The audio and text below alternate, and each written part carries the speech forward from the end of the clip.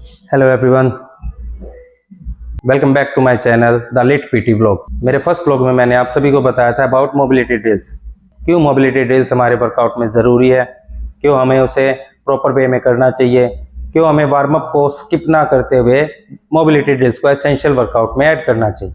आज मेरा ब्लॉग है अबाउट कार्डियो। तो selection criteria of workout depend करता है हर किसी की अलग अलग नॉलेज पर।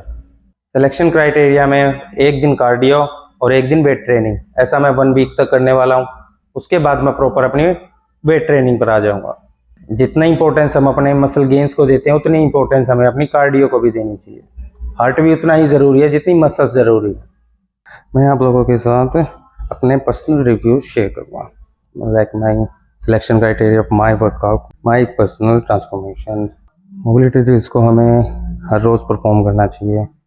फ़र्क नहीं पड़ता कि आप सिर्फ कार्डियो कर रहे हो या वेट ट्रेनिंग। आपकी जिम में भी कार्डियो की काफ़ी मशीन्स होंगी, पर मुझे इन सब में से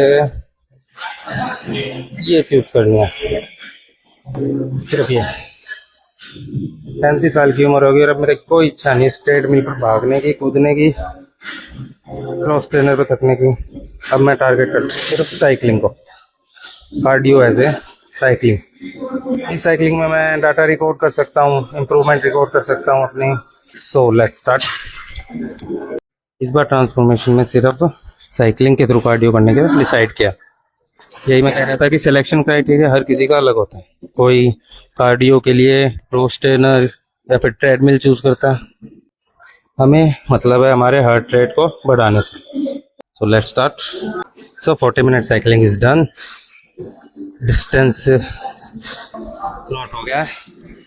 डे 2 पर 40 मिनट साइकिलिंग के साथ मैंने अपना कार्डियो सेशन कंप्लीट किया। अगर आप फिटनेस जर्नी शुरू कर रहे हो तो कार्डियो से बेहतर क्या ही हो सकता है। कार्डियो के बाद आप आराम से अपनी हार्ट रेट को नॉर्मल रेट पे लेके आओ और उसके बाद अपनी स्ट्रेचिंग परफॉर्म करो। कार्डियो वर्कआउट के तुरंत बाद हेड स्टैंड या कोई इन्वर्शन पोज मत करो। कार्डियो से हार्ट रेट ऑलरेडी हाई होती है।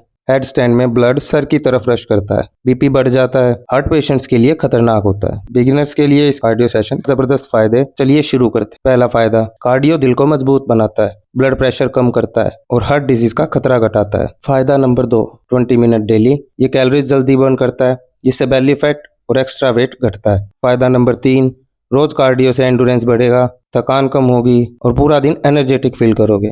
लंग कैपेसिटी भी इंप्रूव होती है। फायदा नंबर 4, लो इम्पैक्ट कार्डियो जैसे मार्चिंग इन प्लेस जॉइंट्स को लुब्रिकेट करता है और अर्थराइटिस जैसी प्रॉब्लम से बचाता है। फायदा नंबर 5, स्ट्रेस एंजाइटी कम होती है, मूड अच्छा रहता है, एंडोर्फिन्स रिलीज होते हैं, नेचुरल हैप्पीनेस मिलती है। तो इस व्लॉग को यहीं एंड करते हुए आप सभी को राम राम देता हूँ और उम्मीद करता हूँ कि आपको मेरा ब्लॉग पसंद आया हो।